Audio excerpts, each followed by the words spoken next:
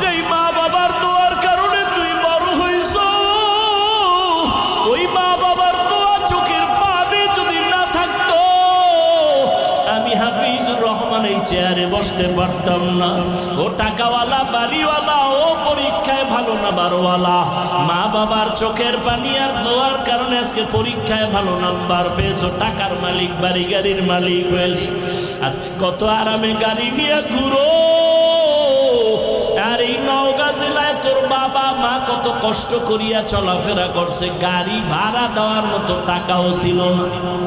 আজ আল্লাহ তোমারে টাকা দিছেন, মা বাবার কথা মনেও করো না, দোয়াও করো না।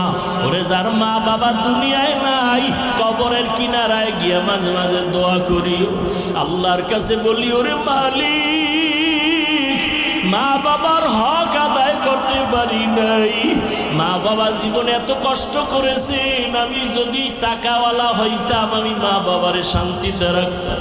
আজ আমার মা এমন জায়গায় আছে, বিছানাও নাই, একটা বাতিও নাই, সাদা কাফনের প্যাকেট হইয়া কবরে ঘুমায়।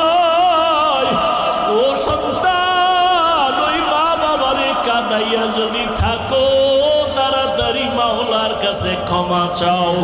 আর যার মা বাবা বেঁচে আছে, বাবারে গিয়ে ক্ষমা চাও, হাত ধইরা বলিও, বাবা তোমার ঋণ আদায় করতে পারবো না, দয়া করে তুমি মাফ করে দাও। ও যুবকেরা, যদি মায়ের সাথে কষ্ট দিয়া বেয়াদবি করো, মায়ের বাসায় গিয়া বলবি, মা তুমি দোয়া করলে আমার মাওলা কবুল করবে, তোমার মনে বোধহয় কষ্ট গেছে, এজন্য আমার আমল নাই, আমার কান্না নাই, মোনাজাতে পানি নাই। মা তোমারে বহু কষ্ট দিয়েছে, গোপনে জানি কত কান্না করেছো, আজ দয়া করে আমাকে মাফ করে দাও। মা আমারে তুমি সম্মানের জায়গায় নিয়ে আসো, তোমার দোয়া ছাড়া আমি শিক্ষিত হতে পারি নাই, তোমার দোয়ার কারণে আজ আমার আল্লাহ সম্মান বাড়াইয়া দিছে।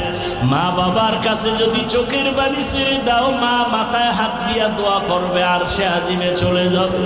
ও যুবকেরা, পায়ে হাত রেখে বলে গেলাম, আল্লাহর ভয় অন্তরে জমা করো, নবীর আদর্শের মালা গলায় লাগাও, তওবা করো পেছনের গুনাহ থেকে, মনে মনে আমার আল্লাহকে ডাকো আর বলো, আল্লাহ জীবনে কত নামাজ ছাড়লাম, বেপরদায় চললাম, আজকে থেকে তওবা করতেছি, মরিয়া গেলে যাবো, হায়াতের মালিক তুমি।